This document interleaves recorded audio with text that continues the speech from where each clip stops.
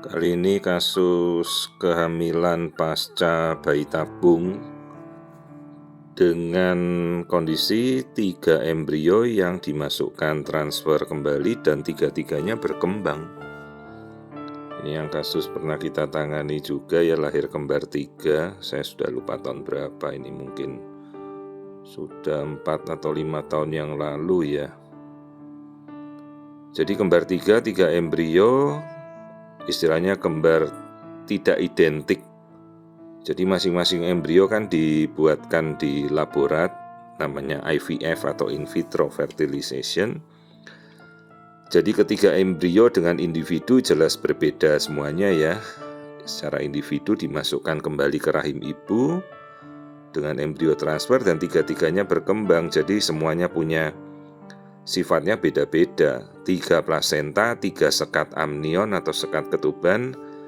Jadi semuanya masing-masing menyerap makanan sendiri-sendiri, tidak saling rebutan.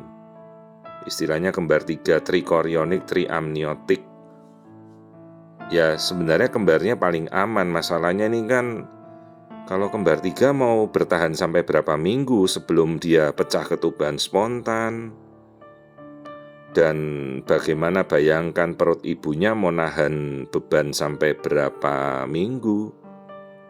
Biasa kalau kembar 3 mereka akan mulai terpengaruh beratnya itu sekitar 26-25 minggu itu sudah akan mulai membagi 3 ini beratnya supaya masih bisa sempat bertahan selama-lamanya di perut ibunya ya sebelum nanti pecah ketuban spontan.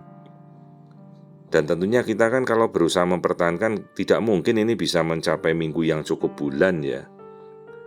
Bayangkan kalau kembar 1, kalau kembar 2 itu kan 34-35 minggu saja kadang pecah ketuban spontan. Kalau bayi tunggal kan di atas 36 minggu lah dia cukup bulan. Kalau kembar 2 di bawah 36. Ini kembar 3 biasanya berarti sampai 32 minggu kita sudah harus siap-siap lahirkan.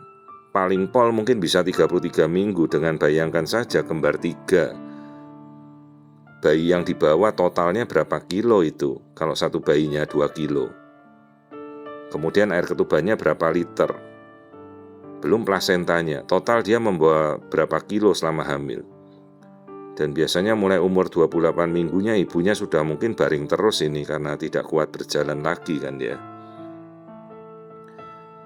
Apalagi ini kan baru anak pertama dari kembar 3 bayi tabung ya, kita upayakanlah semaksimal mungkin mempertahankan.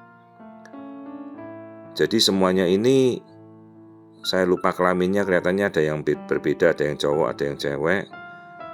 Tapi jelas ini kembar yang paling aman karena dia terpisah plasenta, terpisah sekat, jadi tidak berebut makanan. Ya, semuanya bagus, kita lakukan screening, anatominya tidak ada kecacatan genetika. Ya, dan dia selama pemeriksaan ini memang kadang kontraksi-kontraksi wajar lah. Bayangkan saja baru umur 25 minggu sudah perutnya seperti orang hamil tua ibu ini.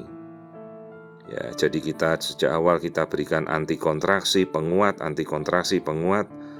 Kita pantau sampai kemudian saya lahiran, seingat saya dulu di minggu 33.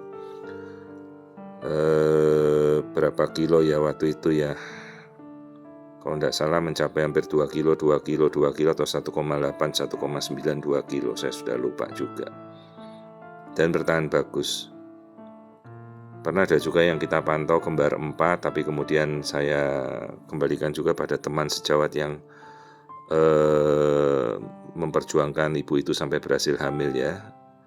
Dan ini kembar 3 kebetulan kita pegang sampai awal sampai akhir dan bertahan bagus lah. Saya sudah lupa ya, beberapa kasus kembar 3 pernah kita pegang juga, kasus-kasus seperti ini. Dan berhasil semuanya selamat ya, tidak terlalu lama di NICU ya, karena semuanya sudah lahir dalam paru-paru yang telah matang, hanya persiapan semuanya harus matang ya. Semakin resiko kembarnya makin banyak kan makin resiko, jadi kita harus selalu hati-hati. Kalau memang bayi tabung ya mungkin dimasukkan 2 embrio saja lah ya.